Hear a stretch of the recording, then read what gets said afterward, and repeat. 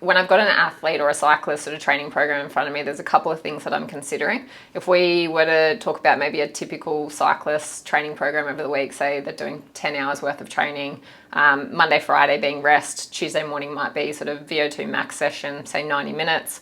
Wednesday might be more of sort of a base zone 2 ride, say, 2 hours long. Thursday morning being sort of that threshold type session, roughly about the 60 to 90 minute mark. And then sort of a hard group ride on a Saturday, and maybe a longer, easier ride on a Sunday, for example. What I'm looking at there is one, sort of figuring out the athlete's goals. So are we looking at dropping any body fat? Are we looking at putting on any lean muscle? Or are we just purely focusing around just optimal performance?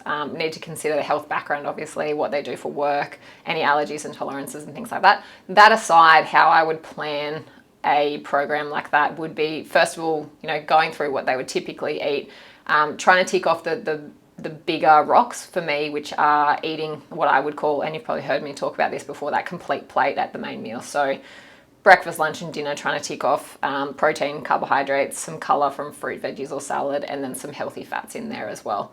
And so, we've gone through why those parts are important, but, obviously we need protein from muscle recovery and muscle repair. The carbohydrates are an important part for our immune system and our gut health, making sure that we're also fueling and refueling.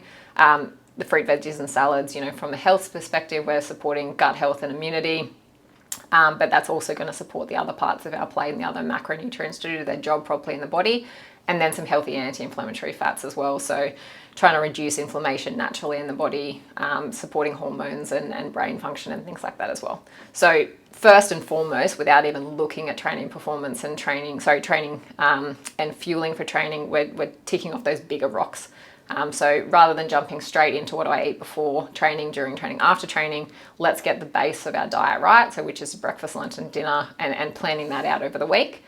And then when we're looking at those training programs, I would be fueling different for each of those sessions. So if we just assume that they are all morning sessions, for like the Monday, Fridays are obviously going to be the rest days or really light sessions. Those may be sessions that we just go completely fasted for in the mornings. If we've got goals in there that are increasing lean mass, I might give a small pre-training snack. So, anywhere from 50 to 30 grams worth of carbohydrates potentially. Now for those VO2 max sessions, we're looking at definitely a pre-training snack in the morning, and that could vary anywhere dependent on the person's body composition, body weight, and their general sort of appetite. That could be anywhere from 30 to 100 grams worth of carbohydrates as a pre-training snack. And then I would be fueling, even though that might only be a 90-minute session, because it's high intensity, we want to maintain that intensity even towards the back, like 15 minutes of that session as well. So I would still be giving that athlete, again, everyone's quite different, but anywhere from 30 to possibly up to 120 grams of carbohydrates per hour. More likely from that 60 to 120 or 60 to 90 at least per hour over that session, to make sure that they're, performing at their absolute best, particularly towards the back end of the session.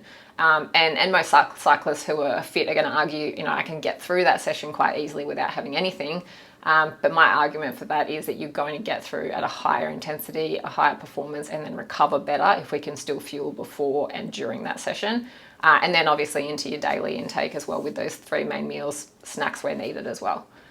For the sort of zone 2 sessions, as I said, we might be, not having anything at all before training, or a small snack. And again, depends on the duration of those sessions, whether we would fuel throughout it. So as a general guide, I usually say to athletes, anything that's over that 90 minutes to 2 hours for a zone 2 session, I'd start to fuel. Again, not because you necessarily feel you need it, but you are still using energy, and it will support your recovery and kind of your appetite and how much you eat for the rest of that day as well. So still trying to fuel a little bit.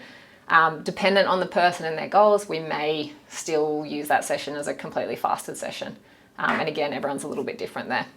For the group rides, let's say that was a 3-hour group ride on the Saturday morning. That might be where we do a moderate sort of pre-training and a moderate carbohydrate intake throughout that session as well. So, again, that could be 30 grams worth of carbohydrates beforehand, could be upwards of 100 grams worth of carbohydrates for the pre-train snack or breakfast. And then, the intensity of that, there's going to be periods of that group ride that are lower intensity, and then there's probably going to be some efforts. I would do that at moderate sort of carbohydrate intake, so anywhere from sort of that 60, potentially up to 90 grams of carbs per hour, but probably more so around the 60 grams per hour.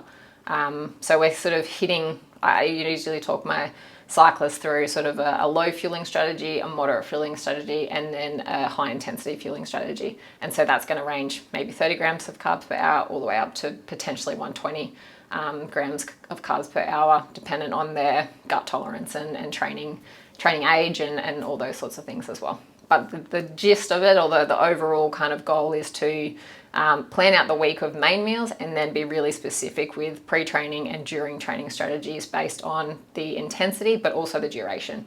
So take home from that is a really long zone 2 session still requires fueling to support recovery and then kind of appetite after that session. Because I've seen cyclists who will go out for a 4 or 5 hour zone 2 ride. Again, their fitness will get them through that, but if they're not eating anything, they will typically overeat later in the day because they've still used a significant amount of energy during that time. And then obviously our high intensity sessions, we're using a lot more carbohydrates as fuel, so we need to keep up with that requirement and consistently fuel throughout the session, and starting, with a pre-training snack and starting that fueling pretty much bang on the 30-minute mark.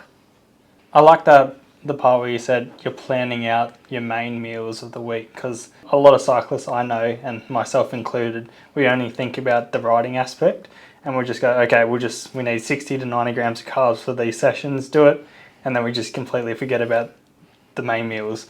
Absolutely. And they're like a second thought or an afterthought. Absolutely, and I think it's very, very common, and it's often what I see regularly is most athletes and cyclists will want to jump to the fueling strategy straight away. So it's a great goal, and I think it's really, really important, but where we're going to get actually most of our performance benefits is our sort of day-to-day nutrition, and it's unfortunately the boring part of sports nutrition for a lot of people. But getting your breakfast, lunch and dinner right, it is potentially 75 to 80% of your performance anyway. So I usually talk about sports nutrition as a bit of a cake.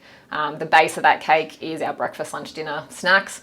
That's that 75, 80% worth of performance nutrition.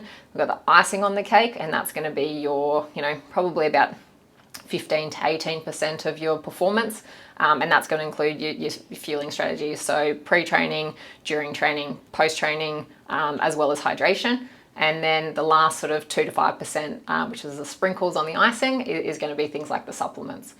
Most people want to jump to the fueling and the supplements very quickly, and they don't want to put emphasis on what they're having, breakfast, lunch, dinner throughout the day. And that's where you'll get most of your benefits. So most of the gains are made in the kitchen at home? Most of the gains are made in the kitchen at home. Would you recommend for any of these sessions to carbo load before them? Or? Yeah, thank you. So another thing to be quite mindful of there would be if they're early sessions and, if you're not used to waking up and having a really big pre-training snack, which is really common, particularly if you're going out on the bike at 4:35 a.m. It's really difficult to wake up and consume a large amount of food. First of all, is that gut training that we've spoken about is practicing with really easy to digest carbohydrates and potentially starting with liquids and working up. But another strategy is also what you're eating for dinner the night before. So if we think of Tuesday, Thursday and Saturday potentially being those, quality sessions, as I would call them. So your VO2 max sessions, there's that group bunch ride that was high intensity and potentially a threshold session in there as well. Those sessions are going to require more carbohydrates. So if you can't eat a large amount of carbohydrate the morning of, you may have a high carbohydrate dinner the night before. And so this is where I sort of work with my athletes and plan out, again, taking into consideration they've probably got partner, kids, other people, housemates in the house that we need to, consider their requirements and their preferences for food as well.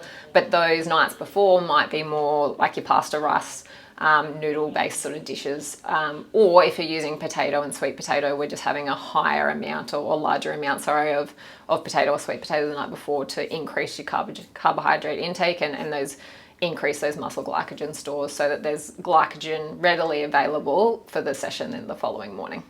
one of the strategies that I use with athletes, and I've done this with Cam as well, is, it's a really, I find athletes and cyclists are very visual people. So if we sort of were to map out the training week and map out the main meals over a 7-day period, I like to use a bit of a color-coded system. So those high intensity sessions being red, the long zone 2 sessions or threshold tap sessions in orange, or sort of longer group rides depending on the intensity, and then our days off or shorter zone 2 rides being green. And so when you map that out, you can kind of see, okay, you can visually see there's a red here, red here, red here. Then I also map out and color code the main meals around that as well. So generally, red should be surrounded by, red sessions should be surrounded by red meals, and red meals meaning high carbohydrate meals. Orange sessions surrounded by orange meals, so moderate carbohydrate. Green meals surrounded by lower carbohydrate meals. And high carb, moderate carb, low carb meals are going to be very different for everybody, dependent on their body composition goals, health background, any sort of medical history we need to take into consideration.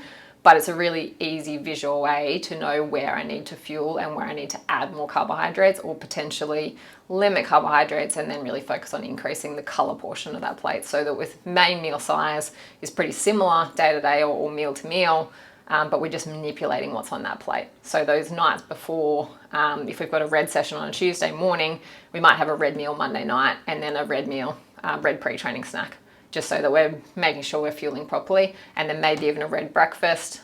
Really important that if we've got another session within that kind of 8 to 12 hour period, we have red meals in between, or high carb meals in between those 2 sessions, because we need to make sure that the muscles are being fully glycogen refueled or, in between those 2 sessions.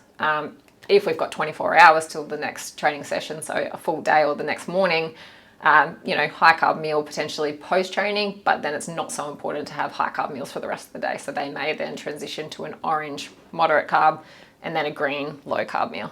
And so when you plan that out and put it on a spreadsheet, visually it makes a lot of sense and it's much easier to follow. But it comes back to that preparation and planning of the main meals, more so than just focusing on fueling on the bike. It's bigger picture stuff, and obviously we're looking at your health at the same time as your performance. Why wouldn't people just start slamming carbs every single meal? Because you talked about almost, it's a mini periodization throughout the week. For optimal performance and peak performance, why shouldn't they just have like max carbs throughout every meal? So if you're having really high carbohydrates every single meal, unless your training program requires that, and I would argue that you're potentially overtraining if it does require really high carbohydrate meals every single meal, there's just no need for it. The muscles aren't using that much, throughout the whole day if you're only doing 1 session in the day.